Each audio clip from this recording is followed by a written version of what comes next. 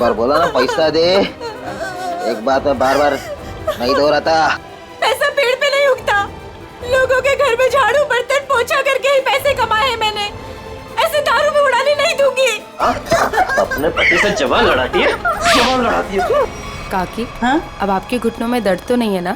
हाँ बेटा, तूने जो घुटनों के लिए दवा दिया था ना, उससे मेरा घुटना बिल्कुल ठीक हो गया। नमस्कार। नमस्कार, कैसे है? बस ठीक है। हाँ, बड़ी बड़ी बड़ी। ये नीता जी है, नमस्कार। नमस्ते। इस चौल में रहते हैं। हाँ, आइए।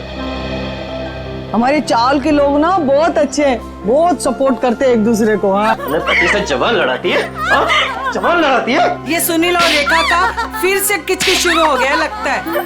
अरे अगर मेरे को दोबारा पैसा लेने से रोका ना तो मुझसे बुरा कोई नहीं होएगा। तुझसे बुरा और हो भी कौन सकता है? कहा ना मैंने कि मैं पैसे नहीं दूंगी। जवान लड़ाती है, आज तेरे को सबक सिखा के रहेगा मैं। ए सुनील, खबरदार जो उस पे हाथ उठाया तो। देख सविताई, ये मेरा और मेरे बाइकों का पर्सनल मामला है, बीच में कुछ नहीं बोलने का। इसको तो मैं ये तुम्हारा अकेले का मामला नहीं है, सगा साहिल का मामला है। हाँ, अगर दोबारा दुखा को तुमने धमकी दी तो तुझे चाल के बाहर उठा के फेंक दूंगा मैं। हाँ, खबरदार, जो किसी ने मेरे मर्द को धमकी दी, वो जैसा भी है मेरा पति है और इसे कोई भला बुरा नहीं कह सकता। सुना तुमने? तुम्हारे इतने जुल्म बर्दाश्त करने के बावजूद भी ये अपना पत्नी धर्म निभा रही। क्या तुम एक पति होने का कर्तव्य पूरा कर पा रहे हो? देख, अगली बार ना तूने उस पे हाथ भी उठाया या उंगली भी उठाई ना तो तेरे को मैं जेल में भिजवा दूंगी, समझा? गलती हो गई, गलती हो गई, चल जा अभी। माफी हमसे नहीं, अपनी पत्नी से मांगो। अरे बस जाने दो, चलो नहा लो, मुझे भी काम के लिए निकलना है। चलिए, अच्छा है, सुनील को अकल आ गई आज। सुनील को तो सबक मिल गया, लेकिन इन दोनों का झगड़ा देखकर ना मेरे को मेरे पुराने दिन याद आ गए। आपके पति भी? हाँ, बहुत शराब पीता था, हर वक्त नशे में रहता था, और जब नशे में नहीं रहता था ना तो इसी तरह जबरदस्ती मेरे से पैसा मांगता था। और आप पैसे दे देती थी? हाँ, क्या करती? और जब मैंने पैसा देना बंद किया ना तो मेरे सारे गहने, कपड़े, घर का सारा सामान, यहाँ तक कि घर का पूरा अनाज भी बेचना शुरू कर दिया। और फिर एक दिन यही शराब उनको मुझसे दूर ले गई और लिवर फेल हो गया। आई एम सॉरी, मुझे ये सब नहीं पता था। अब आपके पति के बाद आपके घर में कौन कौन है? मेरे 2 बच्चे थे, अनुज और कशिश। भगवान भी इतना निर्दयी है ना, एक एक्सीडेंट में मेरे 2 बच्चों को मुझसे छीन लिया। मैं समझ सकती हूँ कि अपने को खोने का गम क्या होता है। हौसला रखिए, आने वाले दिन खुशियाँ ही खुशियाँ लेकर आएंगे। कल की इसी उम्मीद पे तो मैंने ये एनजीओ की स्थापना की थी और चाल के सारे परिवार वालों को मैंने अपना परिवार माना। काकी, आप बहुत ही नेक काम कर रही हैं। अच्छा अभी रहने दे, ज्यादा तारीफ मत कर मेरी। हाँ चल अंदर चल, मैं तेरे को ना गरम गरम चाय पिलाती हूँ। हाँ? अरे नहीं काकी, मुझे ना लेट हो रहा है और आज ही मुझे कॉलेज भी जाना है अपने थीसिस का फॉर्म भरने। तो हम शाम को मिलते हैं चाय पे? पक्का ना? संभल के जाना। हाँ? आज तो बहुत लेट हो गई।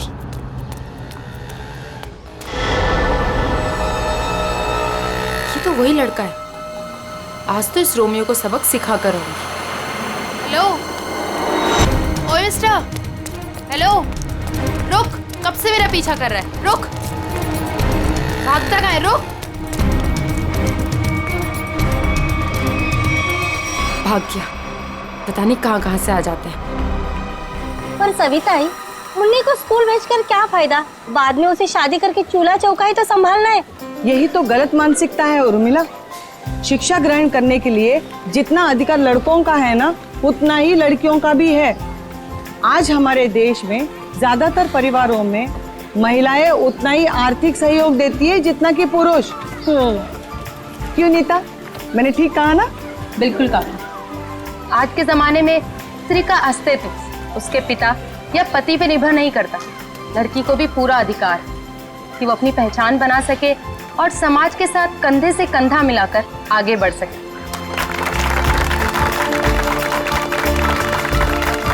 क्या बात है, आप दोनों के विचारों से हम सब सहमत हैं। हाँ तो मुन्नी का स्कूल जाने का पक्का हो गया। हाँ, पक्का।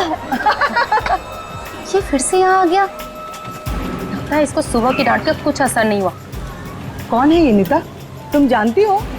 नहीं काकी, पता नहीं कौन है और कहाँ से आया है, लेकिन रोज मेरा पीछा कर रहा है। अरे पहले क्यों नहीं बताया? चलो जमकर खबर लेते हैं आज इसकी। चलो चल। हेलो, तुम मेरा पीछा करते करते यहाँ तक आ गए? क्या कर रहे हो? चाहते क्या हो? हाँ? अरे कहाँ जा रहे मैं हैं? तुमसे बात कर रही हूँ। अरे सुनाई दे रहा है कि नहीं दे रहा है? क्या हो गया इसे? अरे सीढ़ी, अरे ये तो छत, अरे सुनो, छत के ऊपर जा रहा है। कहाँ जा रहे हो? एक किधर जा रहा है ये? रुको। हाँ, अरे क्या कर रहा है? अरे नीचे उतर। अरे खोपड़ी सटक ली है तुझी, क्यों जान देना चाहता है अपनी? अरे बोल ना कुछ। अरे बोल। मैं यहाँ कैसे आया? इधर क्या कर रहा हूँ मैं? तेरे को नींद में चलने की आदत है क्या? हाँ? कब से बुला रहे थे तेरे को? ड्रामा मत करो, बताओ कि मेरा पीछा क्यों कर रहे थे? मैं बात करती हूँ। बेटा देख, तेरे दिल में ना जो कुछ भी है सच सच बता दे। तू नीता को पसंद करता है क्या? वो बात नहीं है, मैं तो नीता जी का बॉडीगार्ड हूँ। इनके पिताजी ने मुझे इस काम पर रखा था कि इनकी मैं रक्षा करूं। उन्होंने ये भी कहा था कि इनको पता न चले। झूठ मत बोलो, मेरे पापा मुझसे बिना पूछे कुछ नहीं कर सकते। मैं सच कह रहा हूँ, ये मेरा आईडी कार्ड।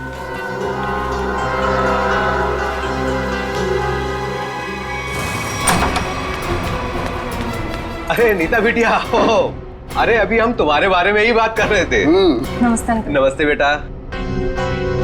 क्या बात है बेटा, अंकल से नमस्ते और पापा से हेलो हाय कुछ भी नहीं? मैं आपसे बहुत नाराज हूँ। ऐसा मैंने क्या कर दिया? आप जानते हैं ना कि मैं मंगलावाड़ी चौल में अपनी रिसर्च कर रही हूँ। मुझे उन लोगों के रहन सहन, उनका गुजर बसर वो सब जानना है, इसलिए तो मुझे उनके बीच में रहना पड़ रहा है। हाँ बेटा, तो मैंने आपको अनुमति दे तो दी थी ना चौल में रहने की। अनुमति दी, वो ठीक है, लेकिन वो बॉडीगार्ड, वो मेरे पीछे क्यों आ जाता है बार बार? देखो बेटा, मैंने बॉडीगार्ड इसलिए रखा था कि मैं चैन की नींद सो सकूं और मुझे यकीन रहे कि मेरी बिटिया वहां पर सुरक्षित है। पापा, मैं कोई बच्ची थोड़ी हूँ, अपनी देखभाल कर सकती हूँ। शेखर अंकल, समझाइए ना पापा को। पापा के लिए तो तुम हमेशा बच्ची ही रहोगी। 50 साल की हो जाओगी ना तब भी। आप भी ठीक है, आप भी ना पापा की तरफदारी कर लो। अरे नहीं बेटा, हम तो आपकी ही तरफ हैं। देखो रतन, ये अच्छी बात नहीं है भाई। नीता बिटिया को उसकी पर्सनल स्पेस मिलनी चाहिए। लेकिन शेखर, तुम्हें तो पता है ना शहर में जुर्म कितने बढ़ गए। अब मैंने एक बॉडीगार्ड रख लिया तो कौन सा पहाड़ टूट गया यार। मुझे ना आपसे कोई बहस नहीं करनी। कल मेरा जन्मदिन है और ये मेरा जन्मदिन का गिफ्ट कि नो बॉडीगार्ड। अरे हाँ, कल तो नीता बिटिया का जन्मदिन है। अरे यार, मैं तो बिल्कुल भूल ही गया था। लेकिन मैं कैसे भूल सकता हूँ मेरी प्यारी प्यारी बिटिया का जन्मदिन। मैंने जन्मदिन की खुशी में एक बहुत बड़ी पार्टी रखी है। पार्टी? ठीक लगा ना बेटा? Happy birthday Neeta. Thank you so much, please enjoy. Neeta बेटा, जन्मदिन की ढेर सारी शुभकामनाएं। भगवान करे तुम्हें मेरी भी उम्र लग जाए। थैंक यू सो मच काकी। पापा, ये सविता काकी है, मैंने बताया था ना आपको इनके बारे में। हाँ, नमस्ते नमस्ते। हमारी बिटिया आपकी बहुत तारीफ करती। आपकी बेटी भी बहुत बहुत अच्छी है। Thank you very much. ये है मेरे बिजनेस पार्टनर शेखर। नमस्ते। नमस्ते, आपसे भी मिलकर बहुत खुशी हुई। मुझे भी बहुत खुशी हुई आपसे मिलकर। Ankit, many happy returns of happy birthday. Thank you so much.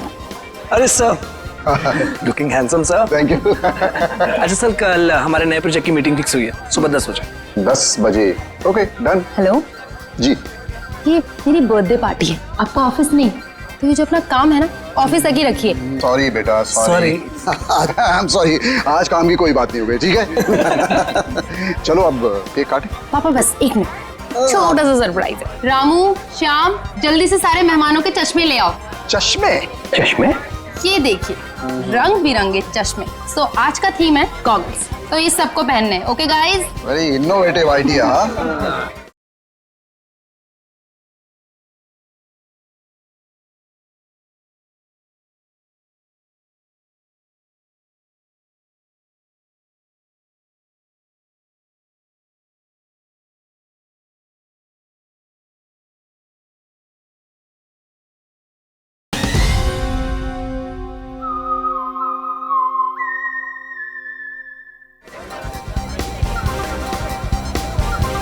तुम्हें ड्रेस से मैच कर रहा है ना? हाँ। मैं अभी नहीं लगाऊंगी, मैं केक काटने के बाद लगाऊंगी। चलो चलो केक काटते हैं। हाँ।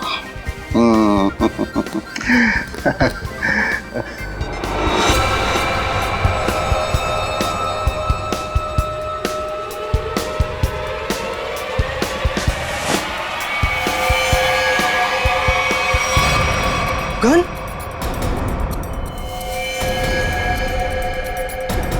रतन ये क्या कर रहा है यार? गोली लग गई।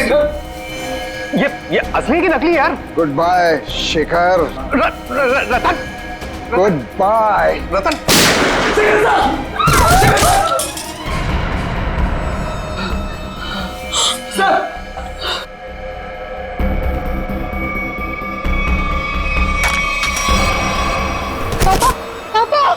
पापा, ये तो बेहोश हो गए।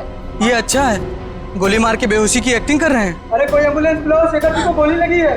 और सीआईडी को भी फोन करना पड़ेगा। Hello CID?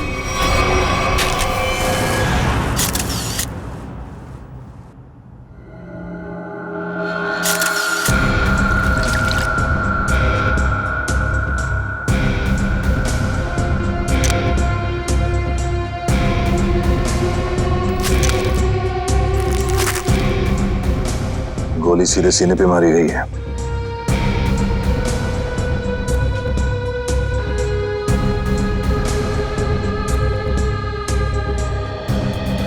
आप सबने देखा था रतन जी को गोली चलाते हुए शेखर जी पे? हाँ सर, हम तो हक्के बक्के रह गए ये देख के। इतनी अच्छी पार्टी चल रही थी, सब कितना एंजॉय कर रहे थे।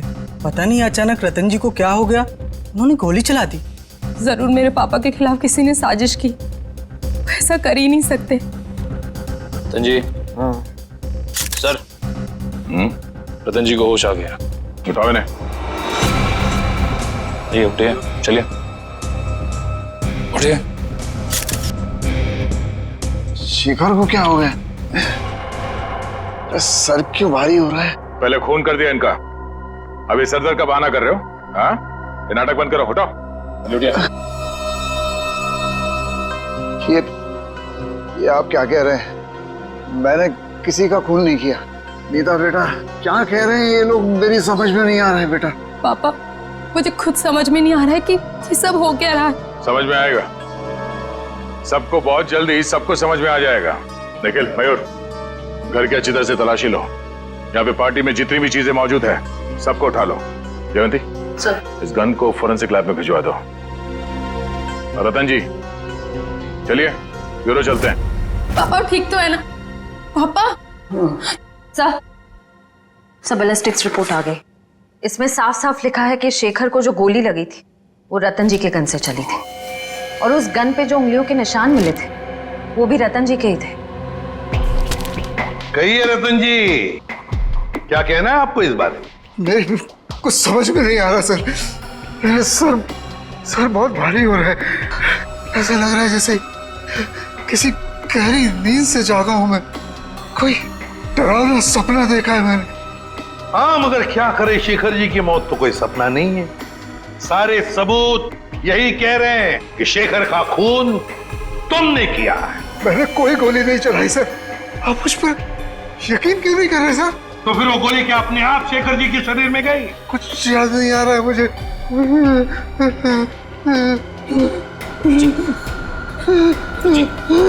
रतन जी, मैंने कहा था ना आपसे कि मेरे पापा दिल के मरीज हैं, उन्हें टेंशन मत दीजिए। सर, मैं एम्बुलेंस को फोन करता हूँ। नहीं, अपनी गाड़ी में लेकर चलो, हॉस्पिटल में एडमिट करो जल्दी। चलिए।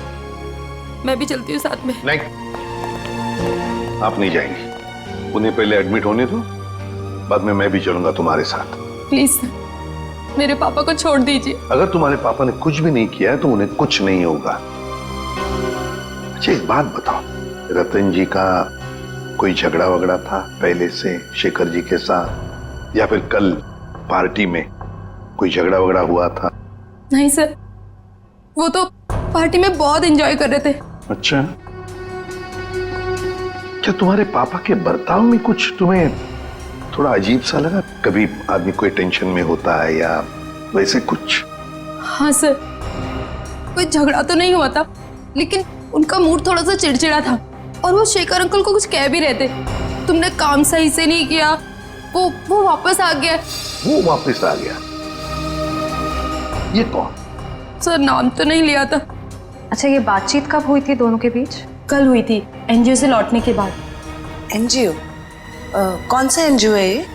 मेरी बड़ी बहन सानिया की मौत के बाद पापा ने एक एनजीओ खोला था, जहाँ पे हम गरीब लोगों को रोटी, कपड़ा और रहने के लिए छत देते हैं। कहाँ है ये एनजीओ? नमस्कार साहेब, मी कपिल, यहाँ एनजीओ मैनेजर आहे। आप ये बताएंगे कि इस एनजीओ में आप कब से काम कर रहे हैं? पहले दिन से, जब रतन जी ने सानिया मैडम की याद में इस एनजीओ की स्थापना की थी। फिर तो आप काफी करीब से जानते होंगे शेखर जी और रतन जी को। हाँ जी, एनजीओ में काम करने वाले सभी लोगों को अपना परिवार का सदस्य मानते थे। हमेशा आकर हमसे हमारे सुख दुख के बारे में पूछते थे और अपने सुख दुख बांटते भी थे। ये तो बहुत अच्छी बात है। फिर तो आप ये भी जानते होंगे कि शेखर जी और रतन जी के बीच में किस बात को लेकर टेंशन चल रही थी? नहीं साहब, ऐसा कहीं ना थे। वो दोनों बिजनेस पार्टनर कम और भाई संबंध ज्यादा थे। भाई समान थे? तो फिर रतन जी ने शेखर जी का खून क्यों कर दिया? जरा दिमाग पे जोर डालिए और सोच के बताइए कि शेखर जी और रतन जी के बीच में कुछ झगड़ा हुआ था या कुछ बहस हुई थी? ऐसा कई साले न होते। लेकिन रतन जी की बेटी बता रही थी कि रतन जी और शेखर जी आपस में कुछ बातें कर रहे थे कि कोई आया है। कौन वापस आया है, कुछ पता है आपको? हाँ, वो ये दोनों यहाँ बात कर रहे थे इसके बारे में, जब मैंने उस अजीब घटना के बारे में बताया उन्हें। अजीब घटना? कैसी अजीब घटना? कुछ दिन पहले एक आदमी ने मुझे फोन किया था, कहा शेखर जी और रतन जी ने उसे काम पे रखा है और उसने अपना अपॉइंटमेंट लेटर मेल किया कंपनी के लेटरहेड पे, प्लीज चेक कर लीजिए। दूसरे दिन से वो काम पे आने लगा और सब फाइलें वगैरह चेक करने लगा। कौन सी फाइलें चेक कर रहा था? सारी फाइलें, टैक्स की फाइलें, अकाउंट्स की फाइलें, और हाँ, रतन जी और शेखर जी के जिंदगी के बारे में काफी सवाल पूछे। फिर क्या, बस लंच ब्रेक में खाना खाने के बहाने बाहर चला गया और वापस ही नहीं आया। जब भी मैंने इस घटना के बारे में दोनों बॉसेस को बोला तो उन्होंने कहा कि हमने किसी को काम पे रखा ही नहीं है। इतनी मेहनत करके आया था पूछताछ करने के लिए, जरूर इस जुर्म में उसका हाथ है। शेखर जी ने रतन जी को कहा कि वो वापस आ गया है, तुमने अपना काम बरोबर किया नहीं है। इस आदमी का चेहरा तो देखा था ना आपने, हमारे लिए स्केच बनवाई। साहिब, दरअसल बात यह है कि उस दिन मैं अपना चश्मा घर में भुलाया था और चश्मे के बगैर मुझे तो कुछ दिखता ही नहीं है। सामने कुर्सी पड़ी की गाड़ी पड़ी, मेरे को वो भी नहीं दिखता। सर, एक बात तो तय है, ये जरूर इन दोनों के अतीत से जुड़ा हुआ ही कोई आदमी है। एग्जैक्टली, इसीलिए तो बड़ी आसानी से इस अनजान आदमी को उन्होंने पहचान लिया। इस नए मोहरे से जल्द मिलना होगा। सर, हाँ, पता चला एनजीओ से किसका फोन था जिसकी वजह से इन दोनों के बीच में अनबन हो गई? सर, एनजीओ वालों को उसका नाम तो नहीं मालूम, लेकिन उनका कहना था कि कोई आदमी आया था, अनजान आदमी, जो काफी सवाल जवाब कर रहा था वहां पे। यह आदमी जरूर रतन ने जो अपने बेटी सानिया के नाम पे एनजीओ चलाया उसी से संबंधित है। रतन और शेखर दोनों इस आदमी के बारे में जानते थे और इसीलिए इन दोनों के बीच में बहस हो गई। सर, कहीं ये जो भी चीजें हो रही हैं, इन सबका संबंध सानिया की मौत से तो नहीं है? नीता, बेटा एक बात बताओ, तुम्हारी बहन की मौत कैसे हुई? दीदी ने आत्महत्या की थी। क्यों? मालूम नहीं। मालूम नहीं मतलब? मैं उस वक्त हॉस्टल में थी, घर पे क्या हो रहा है क्या नहीं, सबसे अनजान। अच्छा, जब आपकी बहन ने आत्महत्या की तो उस वक्त क्या आप हॉस्टल में थी? उस वक्त तो मैं घर पे थी, छुट्टियां मनाने के लिए आई थी। मुझे आज भी वो दिन याद है जब मैं और पापा मॉल से शॉपिंग कर आए और जैसे ही पापा ने दरवाजा खोला। सानिया बेटा, सानिया, नीता, क्या तुमने अपने पापा से पूछा नहीं, जानने की कोशिश नहीं की कि क्यों तुम्हारी बहन सानिया ने ऐसा कदम उठाया? पूछा था सर, बहुत बार, लेकिन पापा हमेशा यही कहते थे कि तुम्हें इस बारे में जानने की जरूरत नहीं, और वो रोने लगते थे। इसलिए मैंने इस बारे में कभी उनसे बात नहीं की। मगर किसी को तो पता होगा ना क्या तकलीफ थी सानिया को, कोई खास दोस्त न कोई तो। आया जी थी, वो हमेशा उनके साथ रहती थी। उसकी जिंदगी के पहले दिन से लेके आखिरी दिन तक वो हमेशा दीदी के साथ रही है। जी, ये आया रहती कहाँ है? उसी चौल में जहाँ मैं रिसर्च कर रही हूँ। अभी भी पापा उनकी तनख्वाह हर महीने बराबर पहुँचा देते हैं।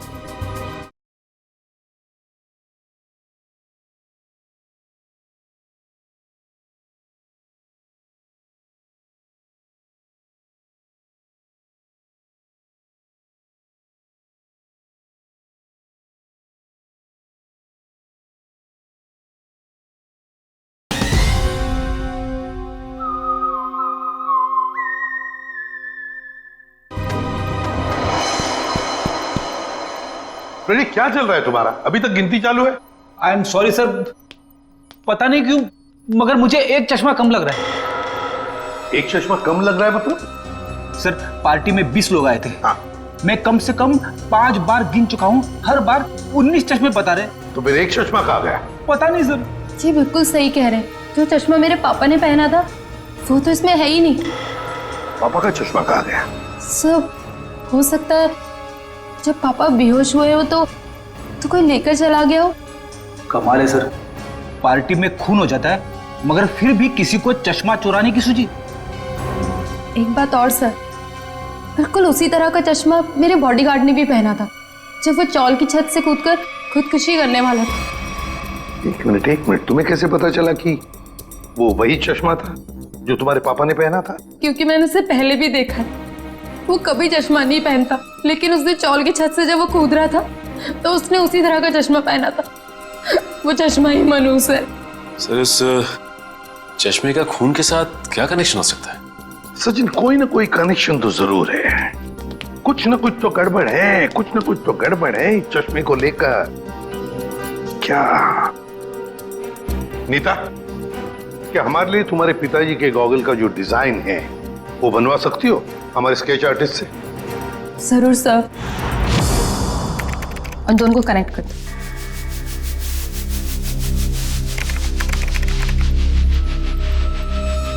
जल्दी। ठीक है, थैंक यू।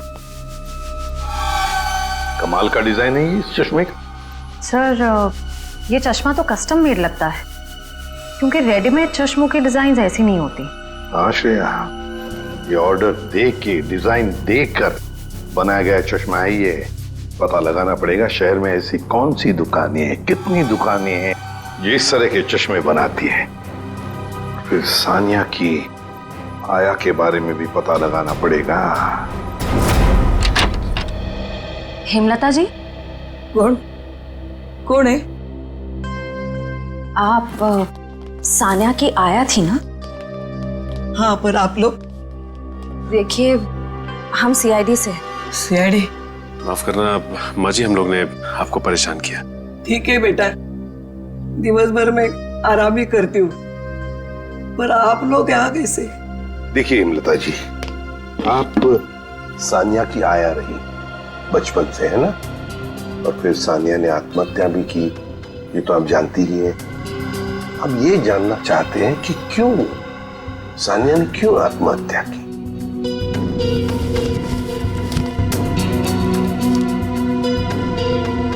बहुत दिनों बाद इन बूढ़ी आंखों को आप लोगों ने नम कर दिया। हम आपका दुख समझते हैं। मैं हूँ जिम्मेदार, मैं हूँ। या तो रतन जी को मैंने मनाना चाहिए था उस रिश्ते के लिए, वरना सानिया को मजबूर करना चाहिए था वो लड़के को भूलने के लिए। लड़का? कौन लड़का? जिससे वो प्यार करती थी। प्यार करती थी? अच्छा, तो फिर हुआ क्या? वही अमीर गरीब लड़का गरीब था ना। एक दिन अचानक वो लड़का कहीं दूर चला गया। महीनों इंतजार करती रही सानिया, न खाती थी न पीती थी, वो अपने बंद कमरे में रोती रहती थी। वो लड़का कौन है, कहाँ रहता है, क्या उसका कोई टेलीफोन नंबर वगैरह है आपके पास? नहीं, सानिया ने कभी उसका नाम या पता नहीं बताया अभी। चल ठीक है, कोई बात नहीं। सॉरी, हमने आपको बहुत तकलीफ दी। आराम कीजिए। सर, सोच रही हूँ दया सर के लिए एक चश्मा ले लूं। दया का बर्थडे आने वाला है क्या? नहीं सर, वो हमेशा ना मुझसे उखड़े उखड़े रहते हैं, इसीलिए। अच्छा, गिफ्ट देके उनको खुश करना चाहती हो? नहीं सर, उन पे बहुत अच्छा लगेगा, इसलिए। बाद में देखते हैं। एक्सक्यूज मी जी, कहिए किसके लिए चश्मा दिखाऊं? एक मुजरिम के लिए। मुजरिम के लिए चश्मा? मैं कुछ समझा नहीं। जरा ये डिजाइन देखो चश्मे की। ये आपने ही बनाया था ना? जी हाँ, आपको पसंद है? आप लोगों के लिए भी बनवा दूं? नहीं, आप हमें माफी कीजिए। आपका बनाया हुआ ये चश्मा पहनकर लोग उल्टी सीधी हरकतें करने लगते हैं। कोई छत पे पहुंच जाता है छलांग लगाने, तो कोई किसी को गोली मार रहा है। क्या मजाक कर रही हैं आप? ये सब मेरे चश्मे की वजह से हो रहा है? हम मजाक के मूड में नहीं है। सीआईडी, अब जरा ध्यान से बताओ, किसके लिए बनाया था ये? एक मिनट सर। सर, ये कोई अभिषेक नाम का आदमी था। क्या बात है सर, नाम भी है, एड्रेस भी और फोन नंबर भी है। कॉल करो जी।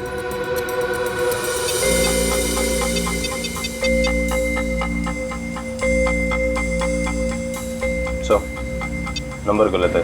गलत? लगता है एड्रेस भी गलत है। दिल दरिया कॉलोनी। दिल दरिया कॉलोनी कभी सुना है आपने? कहीं कहाँ पे है मुंबई में? सॉरी सर, मैंने एड्रेस ठीक से देखा नहीं था। आंखों का बिजनेस करते हो तुम? आदमी को तो देखा होगा ठीक से। दरअसल सर, मैं उस वक्त दुकान पर नहीं था। मेरा कारीगर जगनलाल था, उसने ही अभिषेक को देखा था। बुलाइए जरा ये जगनलाल जी को। जगनलाल जी साहब, ये लोग सीआईडी से हैं। जरा इन्हें बताओ, ये खास डिजाइन वाला चश्मा किसने बनवाया था? साहब, वो बड़ा ही अजीब आदमी था। बड़ी सी टोपी पहन रखी थी, आंखों पर काला चश्मा लगाया था, और ना जाने कितने दिनों से उसने दाढ़ी नहीं की थी। काफी लंबी दाढ़ी थी उसकी। ओह, नाम और एड्रेस की तरह हुलिया भी नकली। कुछ और याद आता है इस आदमी के बारे में? हाँ सर, अक्सर जो लोग चश्मा बनाते हैं ना, वो सामान हमारे दुकान से ही लेते हैं, लेकिन वो खुद अपना सामान लेके आया था। फ्रेम, कांच और एक अजीब सी छोटी सी चीज उसने लगाई थी चश्मे में। छोटी सी चीज?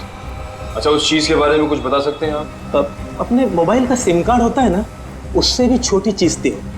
और साहब, चश्मा बनने के बाद उसने मुझे पहनने भी नहीं दिया। मुझे फिटिंग चेक करवानी थी तो बोला चश्मा गंदा हो जाएगा। ये भी कोई बात हुई? कोई बात नहीं। आप जरा ये मेरा कार्ड रखिए। अगर वो आदमी दोबारा आए या दिखाई पड़े तो मुझे फोन करना, और उसको नहीं बताएंगे, इतना तो समझते हैं ना आप? समझ गए सर। सर, ये रोहन और मीशा है, ये सानिया के बड़े अच्छे दोस्त थे। घबराओ मत। देखो, हमने तुम्हें यहाँ कुछ सवाल पूछने के लिए बुलाया है। कैसे सवाल सर? सानिया के बारे में। क्या तुम लोगों को पता है सानिया ने ऐसा क्यों किया, क्यों आत्महत्या की? पता नहीं सर, अगर उसे कोई प्रॉब्लम होती तो हम जरूर उसकी मदद करते, लेकिन ऐसा कुछ नहीं था सर। एक बात बताओ, क्या सानिया का कोई बॉयफ्रेंड वगैरह था? कोई लड़का था उसकी जिंदगी में? हाँ सर, एक लड़का तो था, मगर उसने कभी हमें उससे मिलवाया नहीं। क्यों? पता नहीं सर, वो बोली सब कुछ ठीक हो जाने के बाद सबको बताएगी।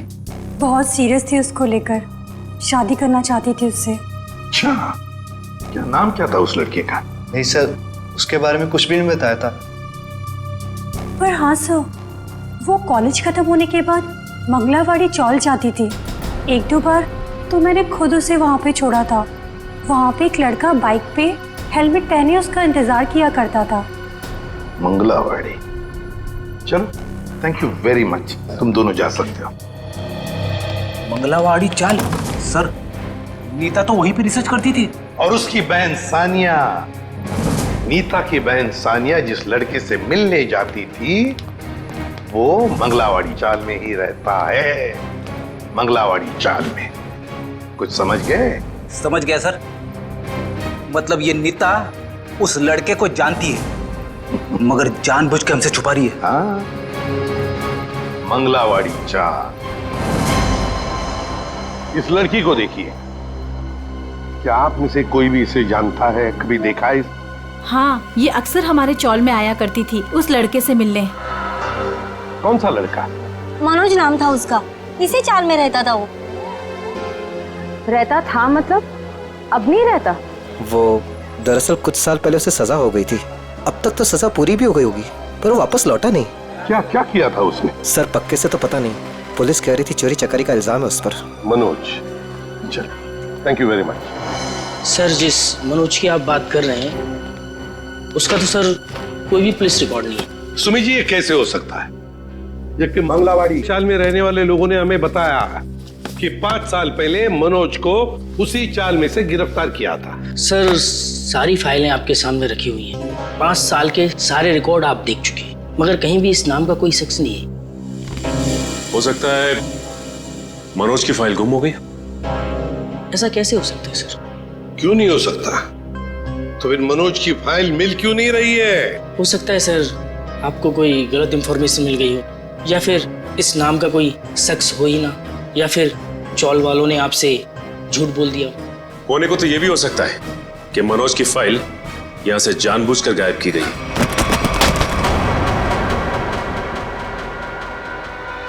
रवि जी, क्या हुआ?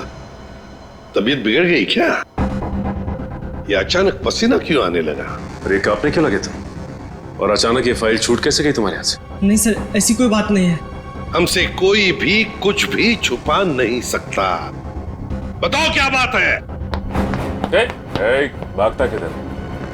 लगता है सर ये बिना दवा खाए इसकी बीमारी ठीक होगी नहीं।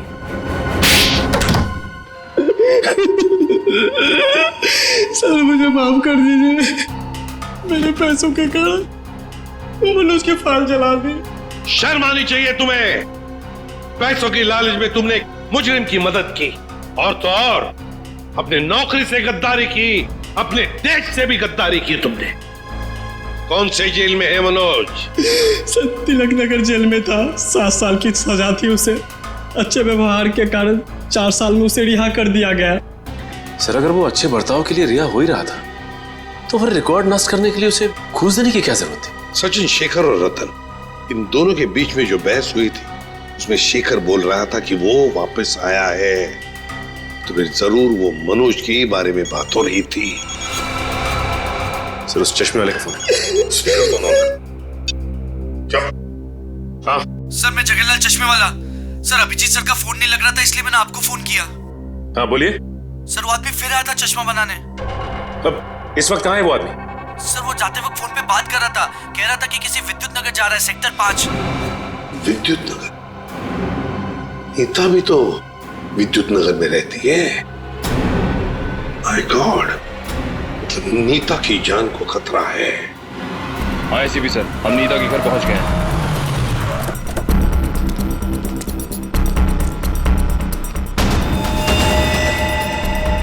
ओह नो, ये नीता छत पे क्या कर रही है? इसे रोकना होगा। नीता!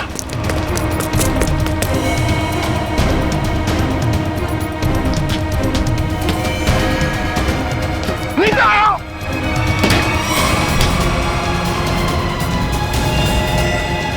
तो हटो।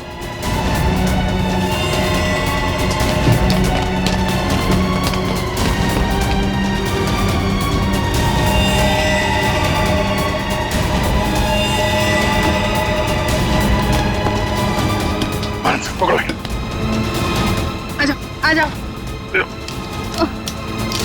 मयूर चश्मा। ये क्या कर रही थी तुम? अपनी जान क्यों दे रही थी? जान दे रही थी? मैं क्यों अपनी जान दूंगी? तुम छत पे क्या करने आई थी? छत पे? मैं छत पे क्या कर रही हूँ? मुझे कुछ याद नहीं आ रहा। मैंने वो चश्मा पहना था और पता नहीं, मेरा सर दर्द हो रहा है। सर इस केस में ये क्या हो रहा है? लोग अचानक खुदकुशी करने चले आते हैं। सारे हादसों में एक चीज कॉमन है, ये चश्मा। ये चश्मा पहनने से पहले क्या हुआ था वो तो याद है ना तुम्हें? हाँ सर। नीता, मुझे पता है तुम पर क्या बीत रही होगी, लेकिन तुम चिंता मत करो, सब ठीक हो जाएगा। काकी, ये क्या है? ऐसी हालत में मुझे ये गिफ्ट तुम्हें देते हुए बहुत अजीब लग रहा। गिफ्ट? हाँ, तुम्हारा बर्थडे था ना, तो हमारे चौल के बच्चों ने अपने हाथों से बड़े प्यार से तुम्हारे लिए गिफ्ट बनाया।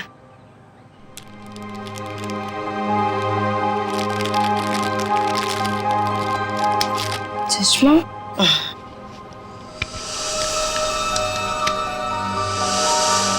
ये सविता जी कौन? सविता जी मंगलवाड़ी चौल में रहती हैं, बड़ी नेक औरत है। ये कितनी नेक औरत है ये तो उनसे मिलने के बाद ही पता चलेगा।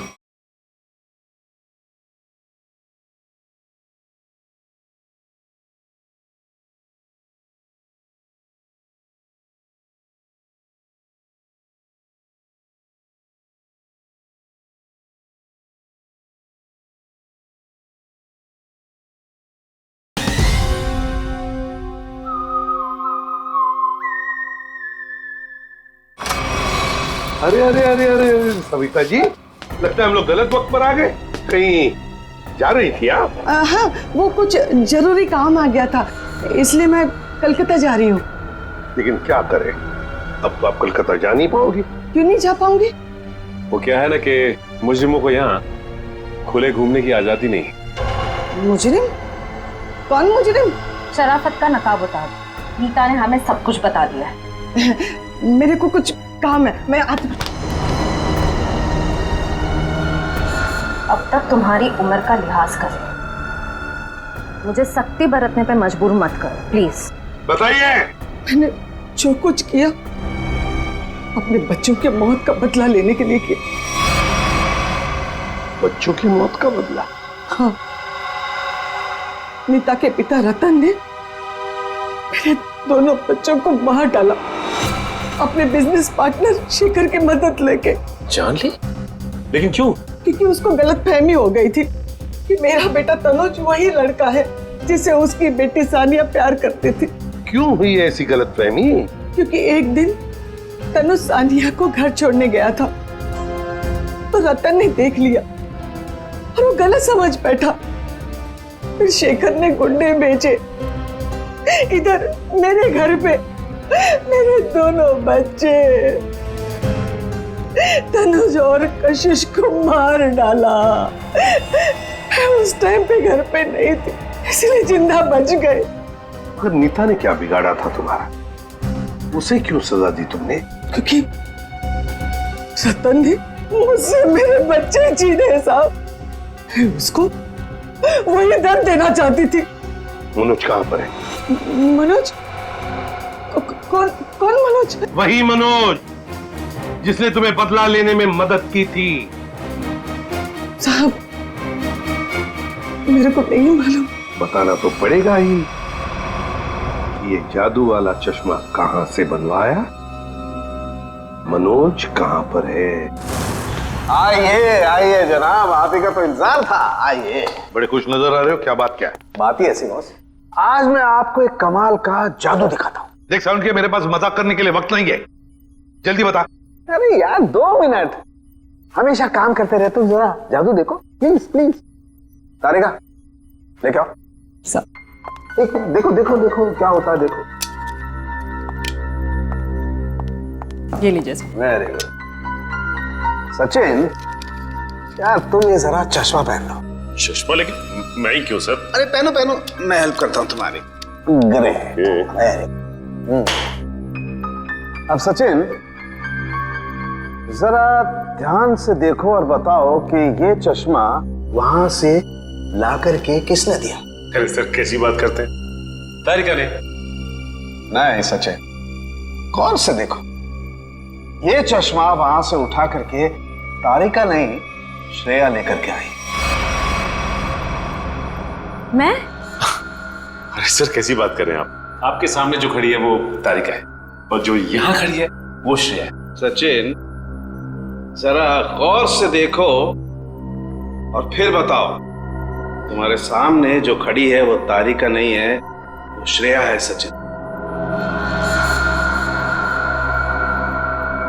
हाँ सर, मेरे सामने जो खड़ी है वो श्रेया है। सचिन, ये मेरी गन लो। और तुम्हें इस गन के साथ क्या करना है सचिन, तुम जानते हो ना? हाँ सर, मुझे अच्छी तरह से मालूम है कि इस गन के साथ क्या करना है। सड़के कुछ नहीं होगा। सड़के ऐसी मजाक मत कर, प्लीज बिलीव मी। हाँ सचिन, तो पता है ना तुम्हें क्या करना है इस गन से? हाँ सर, पता है।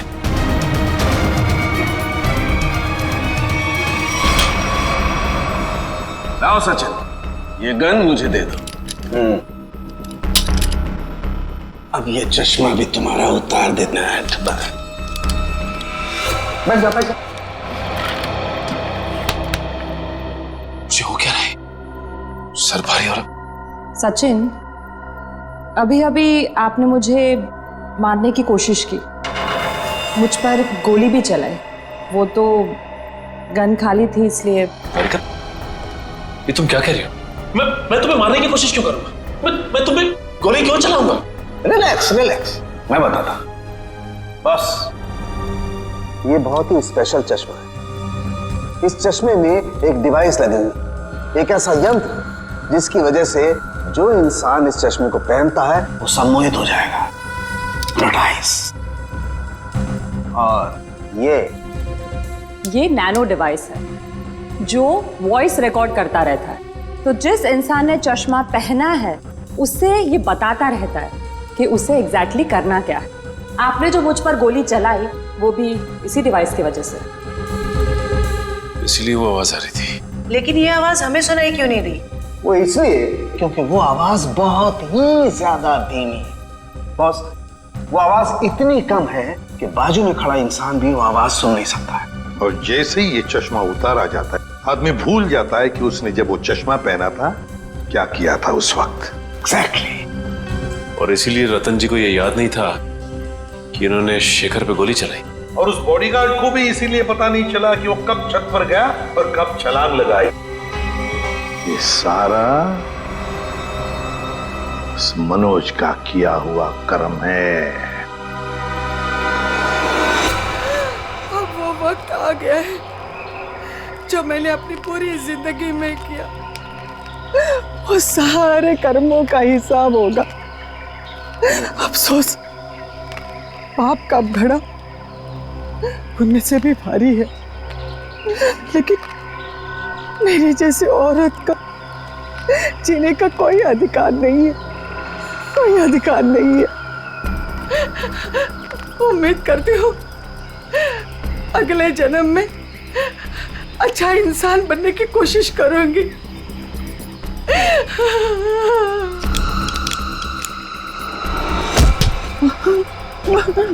ये क्या कर रही है?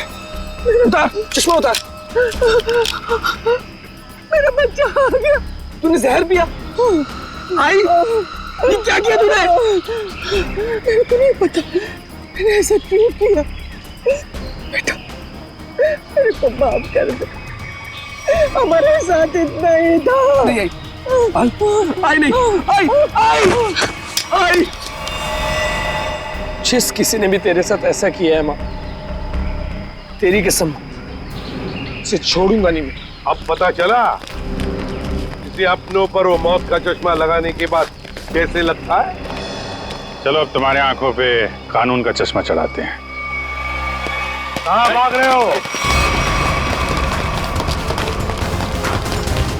रुक, सचिन उधर से पीछे जाओ उसके।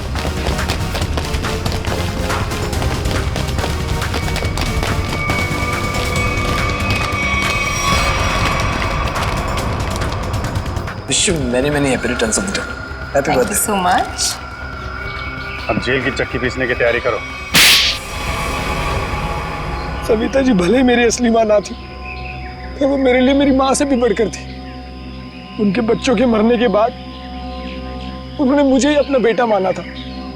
मतलब तनुज और कशिश के बाद? हाँ, उन दोनों बच्चों की मौत कोई हादसा वादसा नहीं थी, बल्कि उनका खून हुआ था, जिसे किया था नीता के पिता रतन कुमार ने, और मुझे झूठे रॉबरी के केस में फंसाया भी उन्होंने ही था।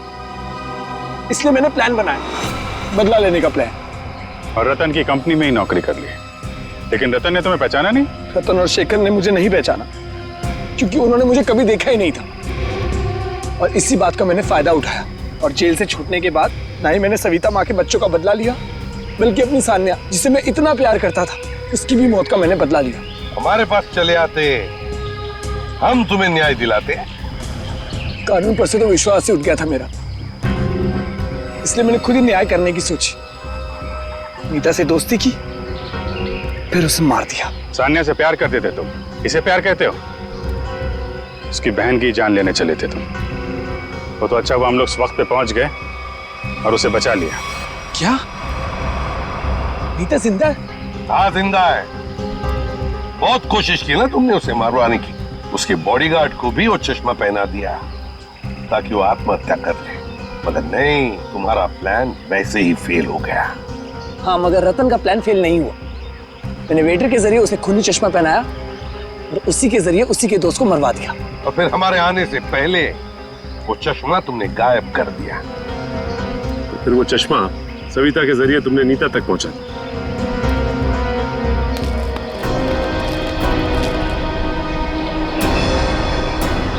माँ, तू जिंदा है? मैं जिंदा हूँ। मेरे को माफ कर दो मनोज बेटा, ये सब कुछ मुझे सीआईडी को बताना पड़ा। इन्होंने जो कुछ भी किया हमारे कहने पे किया।